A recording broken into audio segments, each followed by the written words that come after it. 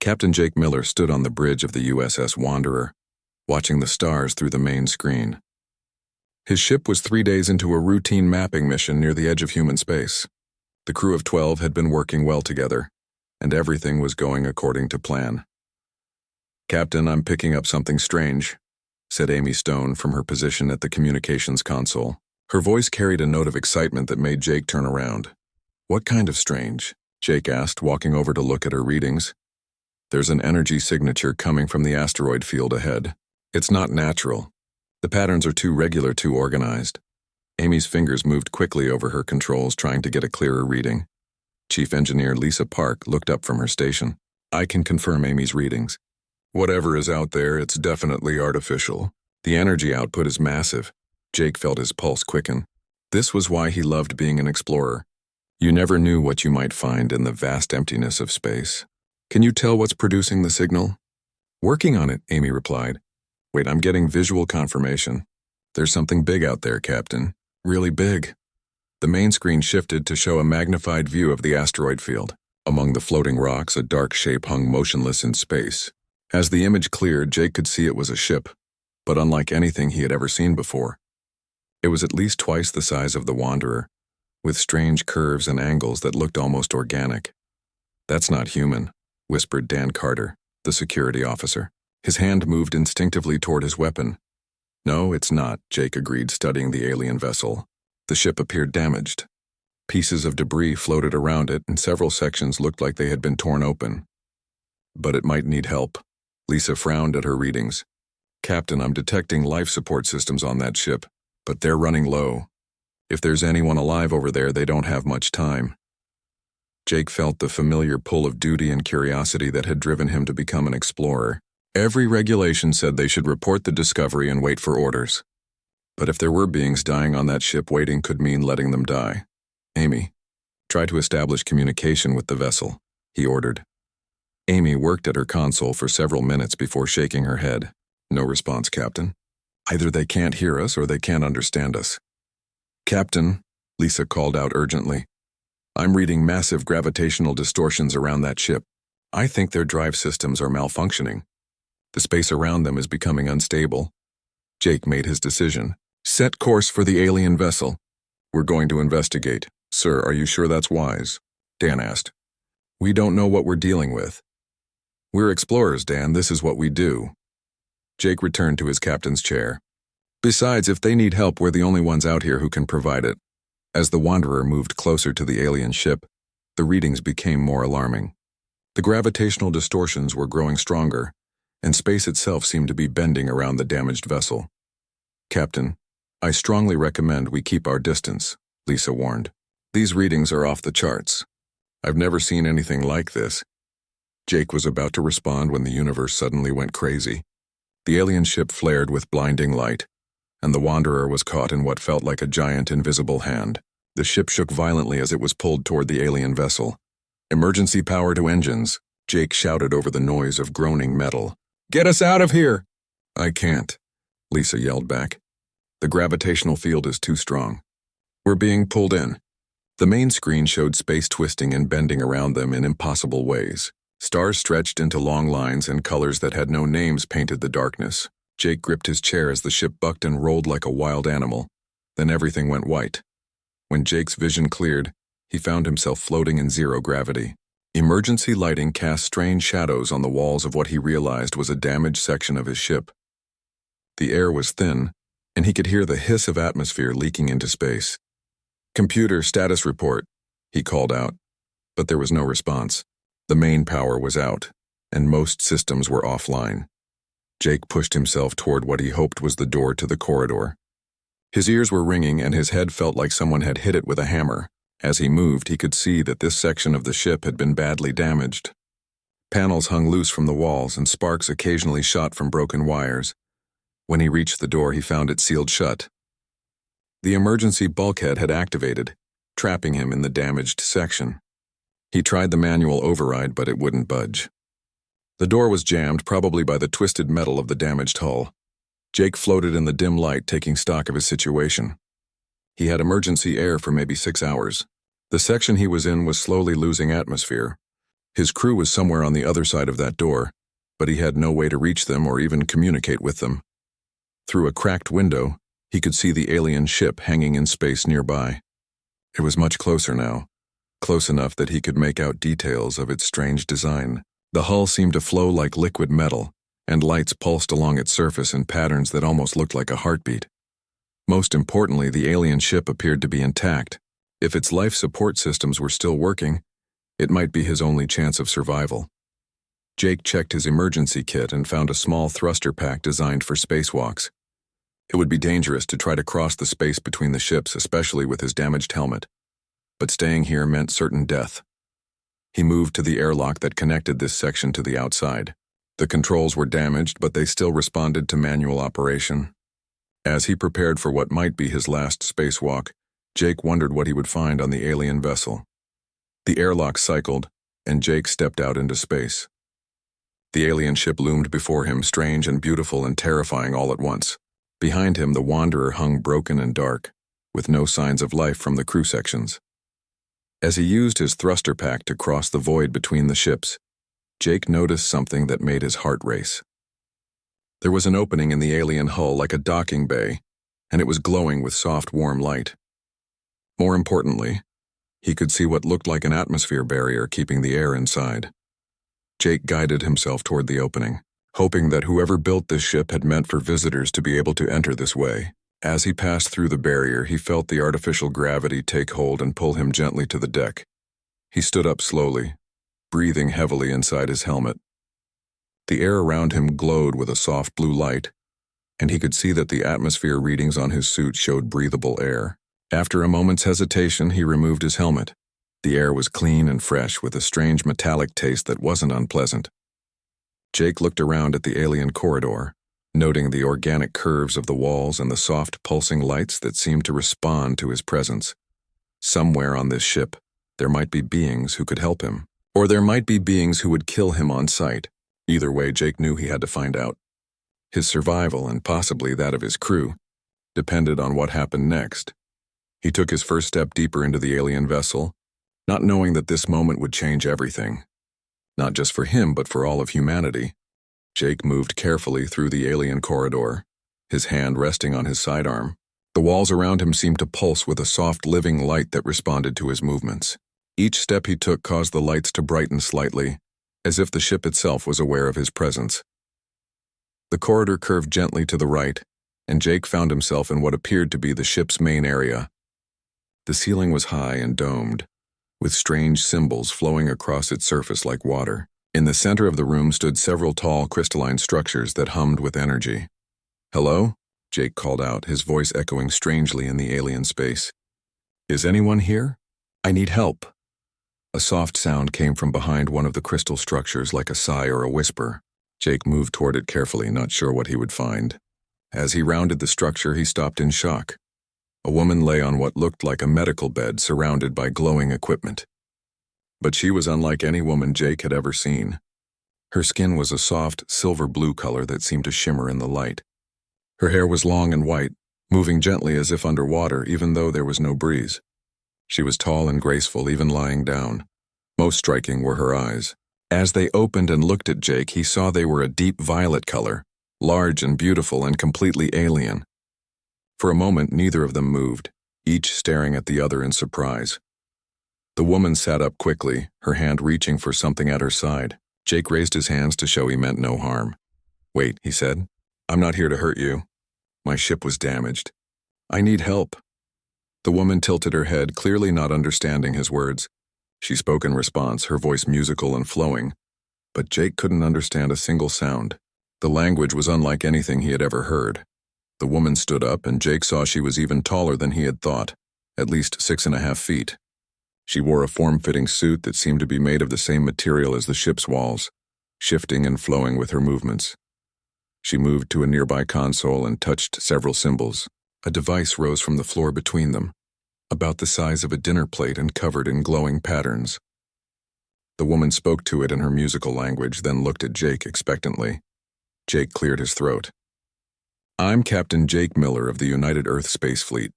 My ship was caught in some kind of gravitational distortion and damaged. I'm trapped here with you.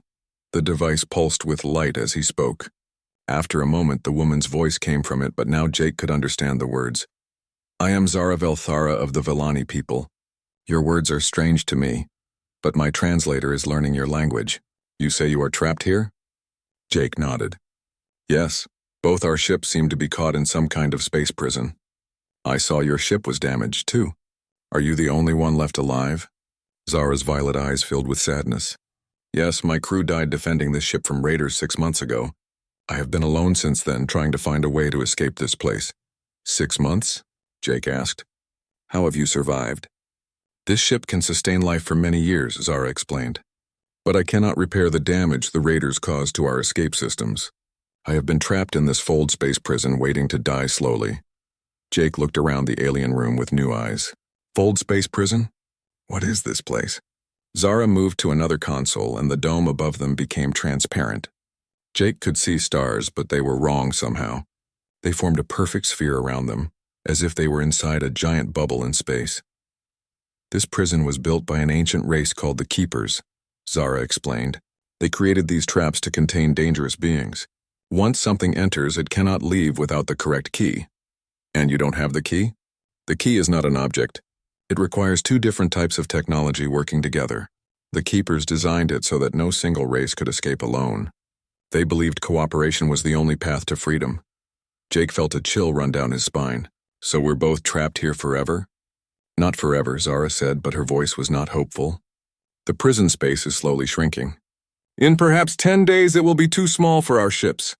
The pressure will destroy us both. Jake stared at the alien woman, trying to process what she had told him. Then his natural human optimism kicked in. You said the key requires 2 different technologies working together. We have 2 different technologies right here. Your ship and mine. Zara's large eyes studied Jake carefully. Your species is unknown to me. What technologies do you possess? Jake thought about how to explain human engineering to an alien. We're good at building things that work even when they shouldn't. We take risks and try new things. We don't give up easily. That is not technology, Zara said, sounding confused. Maybe not the way you think of it, Jake admitted, but it's how we solve problems. What about your people? What can you do that we can't?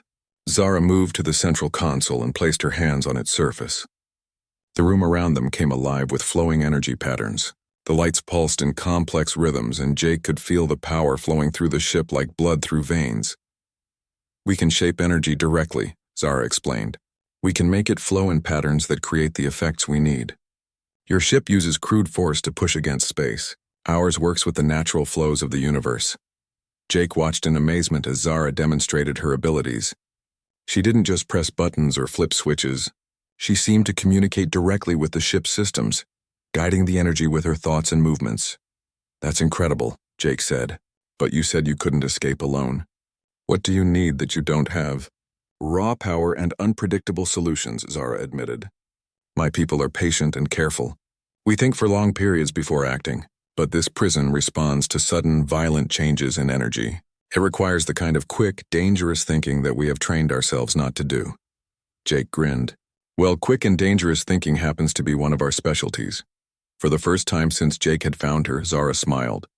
It transformed her alien features, making her seem warmer and more approachable. Perhaps the Keepers were wiser than I thought, she said. They designed this prison to force cooperation between different types of beings. Neither of our peoples could escape alone, but together we might have a chance, Jake finished. But we need to work fast. You said 10 days. 9 days now, Zara corrected. And the work will be dangerous. If we make a mistake, both ships could be destroyed instantly. Jake thought about his crew, trapped on the Wanderer with failing life support. He thought about Zara alone for 6 months in this prison. And he thought about what his brother used to say before he died in that space accident. When you can't go around a problem, you go through it. Then we better get started, Jake said. Show me what needs to be done. Zara led him to a larger console covered in flowing symbols. First, I must understand your ship's systems. The energy patterns of human technology are unknown to me. And I need to understand how your energy shaping works, Jake replied. Can you teach me? It takes our people years to learn even the basics, Zara said doubtfully. Then you better start with the important parts, Jake said with another grin. We don't have years. As Zara began to explain the principles of Vaylani energy manipulation, Jake realized he was starting to like this strange, beautiful alien woman.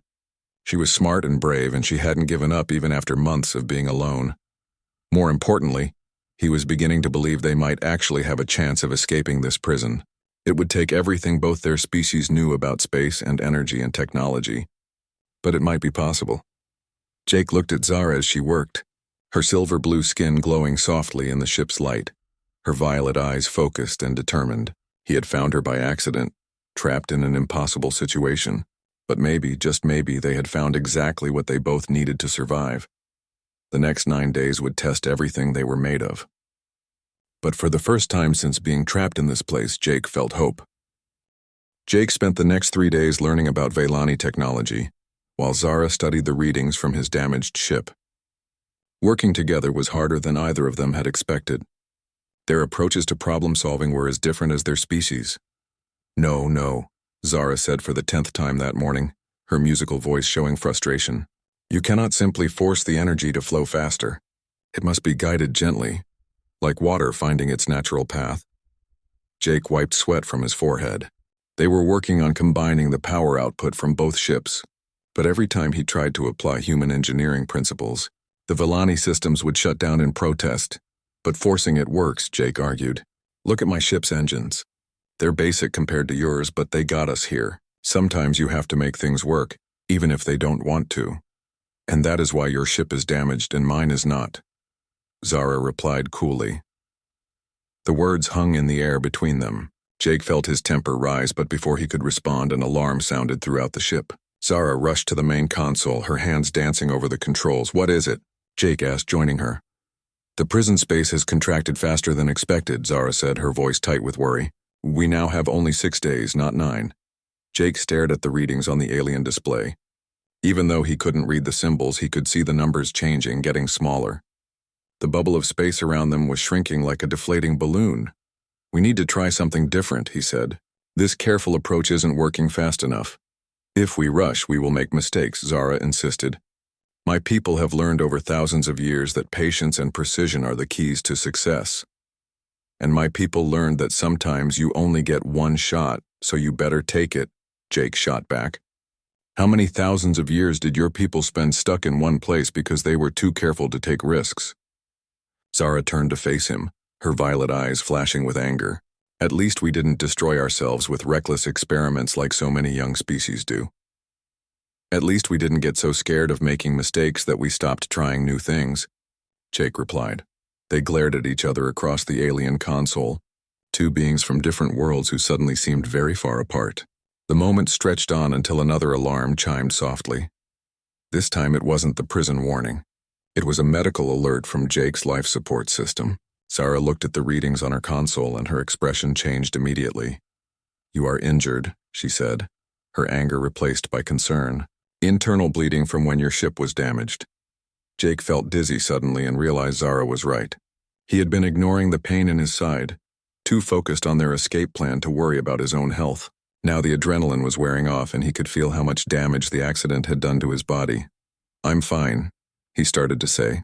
But then the world tilted and he found himself falling toward the floor. Zara caught him before he hit the ground, her alien strength easily supporting his weight. She half-carried, half-guided him to the medical area where she had been sleeping when he found her. Lie down, she ordered, her voice gentle but firm. Let me examine you. The medical bed adjusted itself to Jake's body as soon as he lay down on it. Lights played over him and he could feel something scanning his injuries. Zara stood beside the bed watching the readings with growing concern. It is worse than I thought, she said quietly. Without treatment, you will not survive another day. Jake tried to sit up, but Zara's hand on his chest held him down easily. We don't have time for this. We need to work on the escape plan. We need you alive to work on the escape plan, Zara replied. And I need to heal you to keep you alive.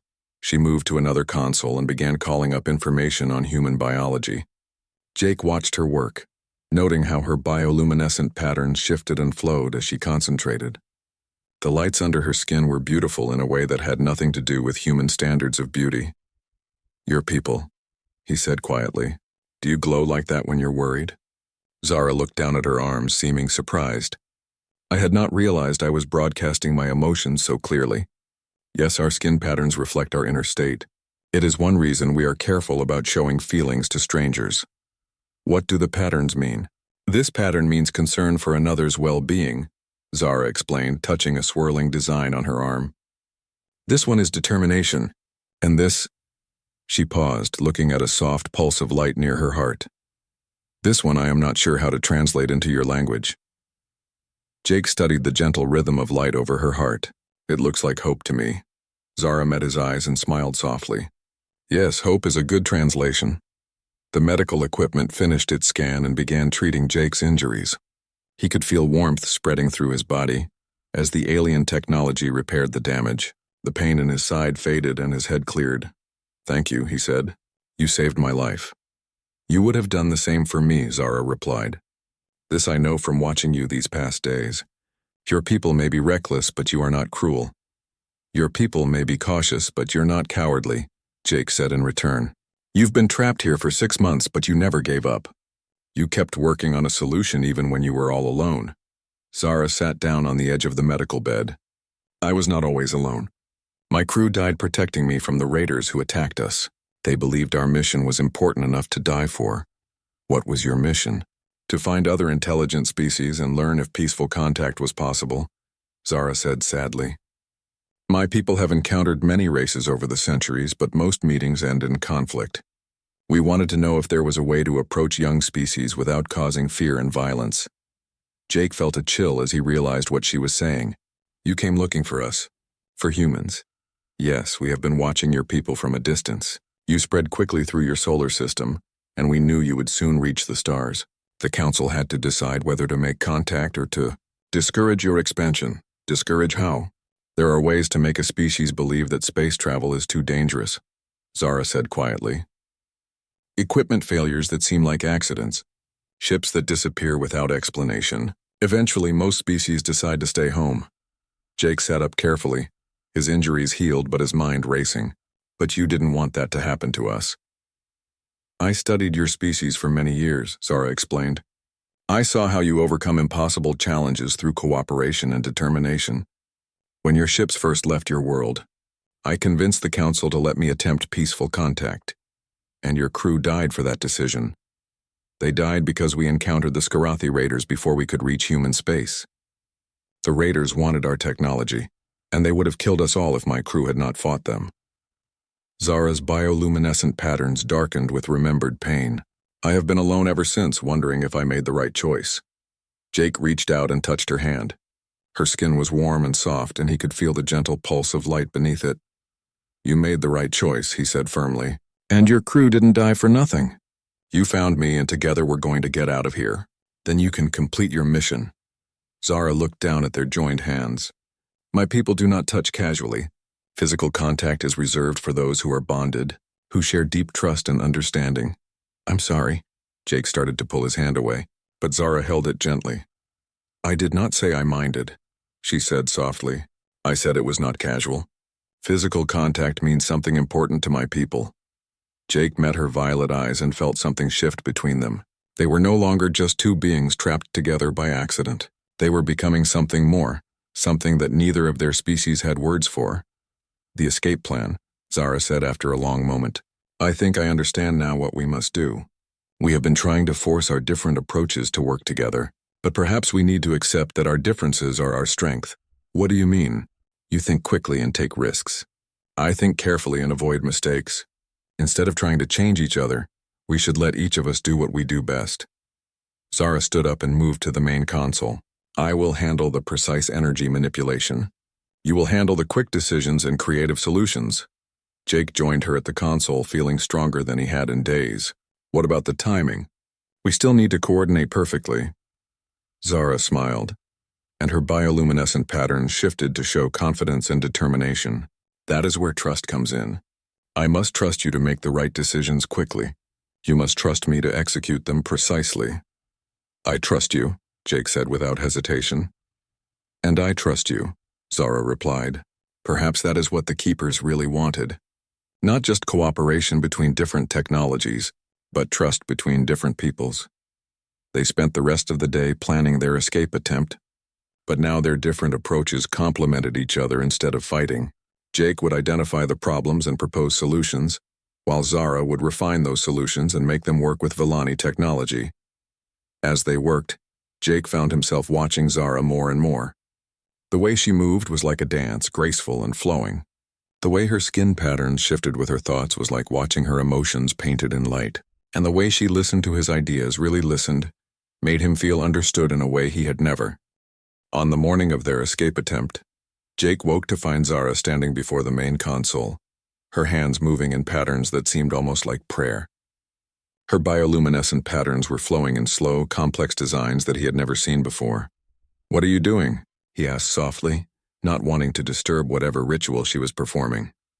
"Preparing my mind for what we must do today," Zara replied without turning around.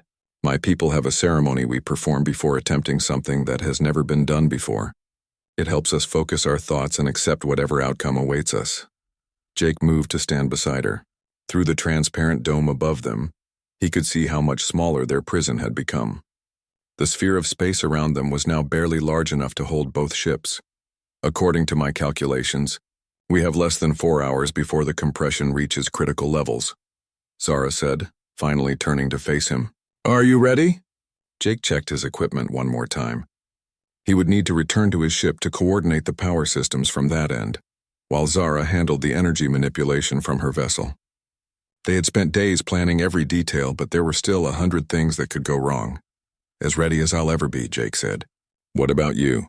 Are you sure you can handle the energy load we're talking about?" Zara's patterns shifted to show determination mixed with uncertainty. "The amount of power we need to break through the prison barrier is beyond anything my people have ever attempted. But I believe it is possible, believe or no. With something that has never been done before, belief is all anyone can have," Zara replied. "Your people understand this, I think. You attempt impossible things because you believe they might work." Jake smiled.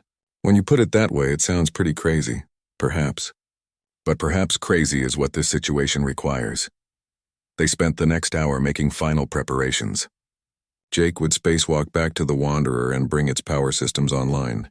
The ship was still badly damaged, but Lisa Park and his crew had managed to restore basic functions. They would get one chance to synchronize their ship's power output with Zara's energy manipulation.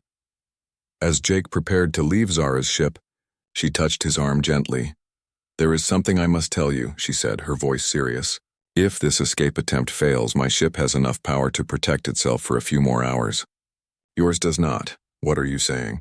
"I'm saying that if we fail, I could save myself by abandoning the attempt. But I will not do that.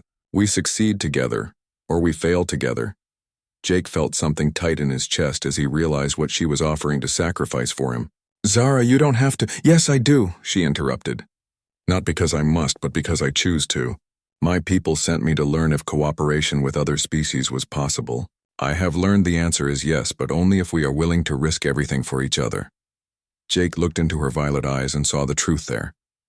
She would rather die with him than live without him. The realization hit him like a physical blow.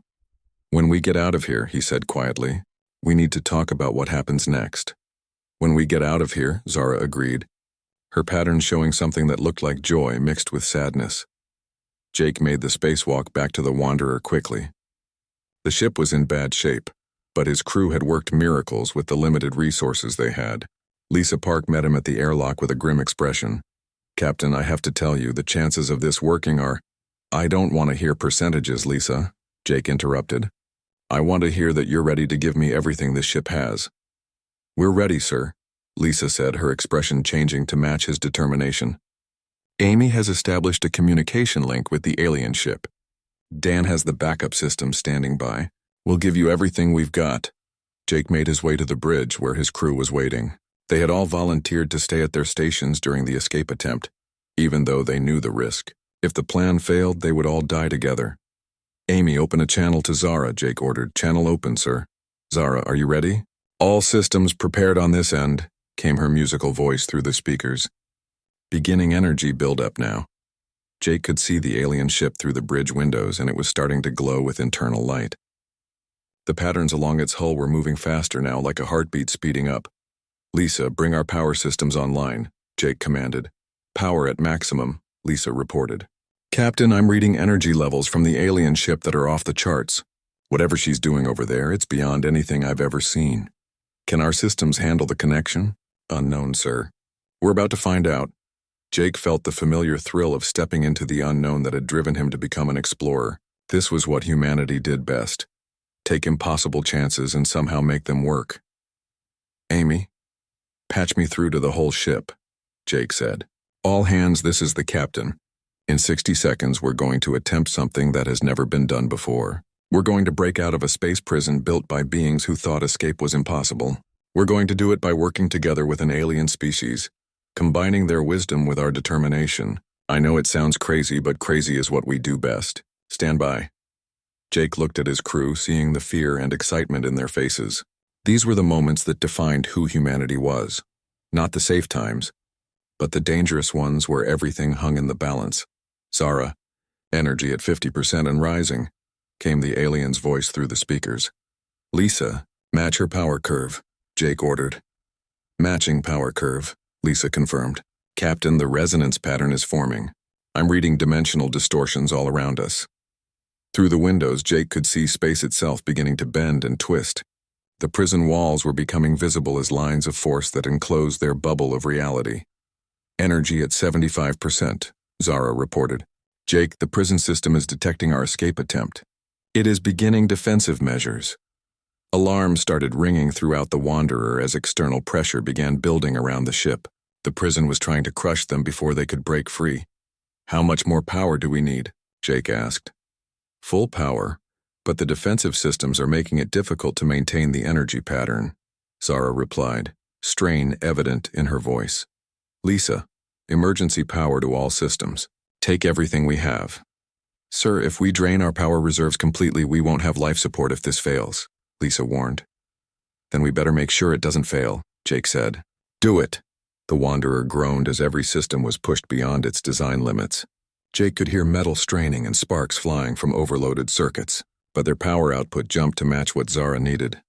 Full power achieved, Zara announced. Beginning final sequence now. The alien ship blazed with light so bright it hurt to look at directly. The resonance pattern between the ships reached critical frequency, and the prison walls began to crack like breaking glass. It's working, Amy shouted over the noise of alarms and failing systems, but their success triggered the prison's final defense. The space around them began collapsing rapidly, trying to crush both ships before they could complete their escape. Zara, the compression is accelerating, Jake called out. I know, she replied, her voice tight with effort. The energy drain is enormous. I do not know if I can maintain the pattern long enough. Jake watched the readings on his screen as the prison walls rushed inward. They had maybe 30 seconds before the compression would destroy both ships. Lisa, can we boost our power output any higher? Not without destroying the ship, Lisa replied. Jake stared at the displays, watching their death approach at incredible speed. His crew looked to him for orders, but there was nothing left to try. They had pushed both ships to their absolute limits. Then Jake remembered something his brother had told him years ago. Sometimes the answer isn't to push harder. Sometimes you have to let go and trust. Lisa, reverse our power flow, Jake ordered suddenly. Sir? Instead of feeding power into the resonance pattern, reverse it. Feed the pattern's energy back into our systems. Captain, that could destroy us instantly, Lisa protested. Do it anyway, Jake said, trusting his instincts the way humans had learned to do for thousands of years. Zara, I'm reversing our power flow, Jake announced over the communication channel. Trust me on this. Jake, that should not work according to any known principles, Zara replied.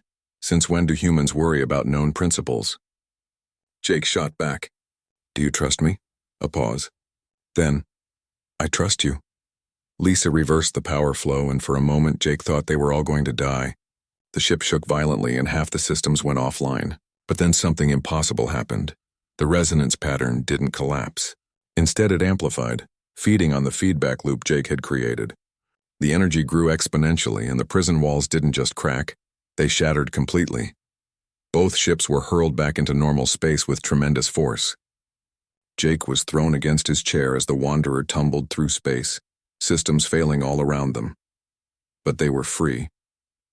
They had escaped the impossible prison, and somewhere in the spinning chaos of alarms and sparks and celebration, Jake heard Zara's voice over the communication system, speaking words in her own language that sounded like music and joy and triumph all combined. They had done it. Together, a human and an... Jake woke up to the sound of Amy's voice calling his name. He was lying on the bridge floor, his head pounding and his vision blurry. Around him, his crew was picking themselves up and checking their systems. "Captain, are you okay?" Amy asked, helping him to his feet. "I think so," Jake replied, looking around at the damaged bridge. Half the consoles were dead, and sparks were still flying from broken circuits. But they were alive, and that was what mattered. "Status report," he ordered. "We're in normal space, but barely." Lisa reported from her damaged console. "Life support is failing. Engines are offline, and we have maybe 6 hours of emergency power left." Jake looked through the bridge windows and saw Zara's ship floating nearby. It was glowing less brightly now, but he could see it was badly damaged too. Parts of its flowing hull were cracked and dark. "Amy, can you raise Zara?" "Trying, sir," Amy said, working with equipment that was barely functioning. "Got her." "Audio only." "Jake, are you alive?" came Zara's musical voice, filled with relief and exhaustion. "We're alive, but not by much," Jake replied. "What's your status?" "My ship's power systems are nearly drained. I pushed them far beyond safe limits during our escape. We have life support, but no propulsion and no long-range communications." Jake felt his heart sink. They had escaped one death trap only to find themselves in another, 2 damaged ships floating in deep space with no way to call for help. "Captain," Dan called out from his station. "I'm picking up something on long-range sensors. Multiple ships approaching our position." Jake felt hope and fear in equal measure. "Can you identify them?" "Working on it, sir," Dan replied, adjusting his damaged controls. "I'm reading at least 6 vessels. Mixed energy signatures, some familiar, some unknown." "Amy, try to boost our communications array," Jake ordered. "If those are human ships, we need to contact them before they do something stupid. Like shooting at the alien vessel?" Amy asked as she worked. "Exactly like that. It took 20 minutes to get their communications working well enough to send a message. By then, the approaching ships were close enough to see with the naked eye. Jake could make out the familiar shapes of human destroyers, but there were other vessels with them that looked completely different. "This is Admiral Kate Warren of the Earth Defense Fleet," came a stern voice over the communication channel. "Captain Miller, please respond immediately." "This is Captain Jake Miller of the USS Wanderer," Jake replied quickly. "Admiral, the alien vessel near us is not hostile." "Repeat, not hostile. Do not fire on them." "Captain Miller, are you under alien influence or coercion?" Admiral Warren asked. Jake felt frustrated by the question, but he understood it. From the outside, his situation probably looked very suspicious. "No, Admiral. I am speaking freely. The alien representative saved my life, and we worked together to escape from a space prison. She and her people are potential allies, not enemies. Captain, you will prepare to be boarded for medical and psychological evaluation," Admiral Warren ordered. "All human personnel are to be transferred to our ships immediately." "Admiral, with respect, I need to speak with you about the situation here," Jake insisted. "There are things you need to understand about these aliens before any decisions are made." Before Admiral Warren could respond, another voice came over the communication channel. This one was speaking in Zara's musical language, but Jake's translator had learned enough to give him the basics, meaning, "This is Fleet Commander Theron, Kyle Var of the Veilani Exploration Force," the alien voice said in accented but understandable English. "Human vessels, you will withdraw from this area immediately. Our citizen is under our protection." Jake closed his eyes, feeling the situation spiraling out of control. Both fleets were treating this as a potential combat situation, and neither understood what had really happened. "Amy, patch me through to both fleets," Jake ordered. "Sir," Admiral Warren specifically ordered, "just do it, Amy. Channel open to both fleets." "Sir?" Jake took a deep breath and hoped he could find the right words to prevent a disaster. "This is Captain Jake Miller speaking to both human and Veilani fleets. I know this situation looks dangerous, but it's not what you think. For the past week, I have been working closely with Zara Velthara of the Veilani people. Together, we escaped from an impossible prison that would have killed us both. We learned that our species can work together, that our different approaches to problems make us stronger when combined." Jake paused, looking out at Zara's damaged ship. "I'm asking both fleets to give us a chance to explain what happened here. Don't let fear and misunderstanding destroy something that could be the beginning of a new era. for both our peoples. Silence stretched across the communication channels. Jake could imagine the conversations happening on both fleets as commanders tried to decide what to do. Finally, Admiral Warren's voice came back. "Captain Miller, you have 10 minutes to explain the situation, but our weapons remain ready." "Understood, Admiral," Jake replied. Then, switching to the Villani frequency, he added, "Commander Kael'var, I hope you will listen as well." Jake spent the next 10 minutes telling the story of their escape, with Zara adding details from her ship's communication system. He explained how they had been forced to trust each other, how their different technologies and approaches had complemented each other, and how they had achieved something neither species could have done alone. When he finished, the silence stretched on for what felt like hours. "Captain Miller," Admiral Warren finally said, "assuming your story is true, you still violated first contact protocols by working with an unknown alien species without authorization." "Admiral," Jake replied, "with respect, I was dying in a space prison. The protocols didn't seem very relevant at the time." Before Admiral Warren could respond, Commander Kael'var's voice cut in.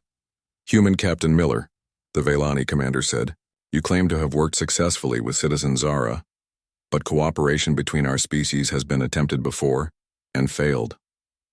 Why should this time be different?" Jake looked at his crew, seeing the same determination in their faces that had carried them through their escape. These were people who believed in taking chances and trying the impossible. "Because this time we didn't try to change each other," Jake explained. "We learned to work with our differences instead of fighting them. Zara's people are careful and precise. My people are quick and willing to take risks. Instead of seeing those as weaknesses, we use them as strengths." "Pretty words," Commander Kael'var replied. "But words are easy. Can you prove this cooperation?" Jake felt inspiration strike. "Actually, yes. We can." He quickly explained his idea to both fleets. While they had been talking, his sensors had detected the same type of raiders that had attacked Zara's original crew. A large group of hostile ships was approaching their position, probably drawn by the energy signature of their escape. "We have maybe 30 minutes before they arrive," Jake said. "Neither of our fleets alone is in the best position to fight them. But if we work together, combining human tactics with Villani technology, we can drive them off." "You are suggesting that our fleets fight side by side?" Commander Kael'var asked, sounding shocked. "I'm suggesting we prove that cooperation works," Jake replied. "Zara and I did it with 2 damaged ships. Imagine what we could do with 2 healthy fleets." The debate that followed was intense, with voices from both fleets arguing for and against the idea. But in the end, practical necessity won out. The raiders were definitely coming, and the combined fleets would be stronger than either one alone. What happened next was the first joint human-Villani military operation in history. Jake found himself serving as translator and coordinator between the 2 fleets, helping Admiral Warren understand Villani energy weapons while explaining human shield technology to Commander Kael'var. The battle itself was short but decisive. Human ships used their superior maneuverability to protect the Villani vessels, while Villani energy weapons provided the firepower needed to drive off the raiders. The cooperation wasn't perfect. There were communication problems and coordination issues, but it worked. When the raiders retreated, both fleets found themselves staring at each other in a new light. "Well," Admiral Warren said over the communication channel, "that was illuminating." "Indeed," Commander Kael'var agreed. "Perhaps there is more to learn here than we initially thought." The formal talks that followed took place on neutral ground, the space between the 2 fleets, with shuttles from both sides meeting in the middle. Jake and Zara found themselves serving as translators and advisors, helping their peoples understand each other. It wasn't easy.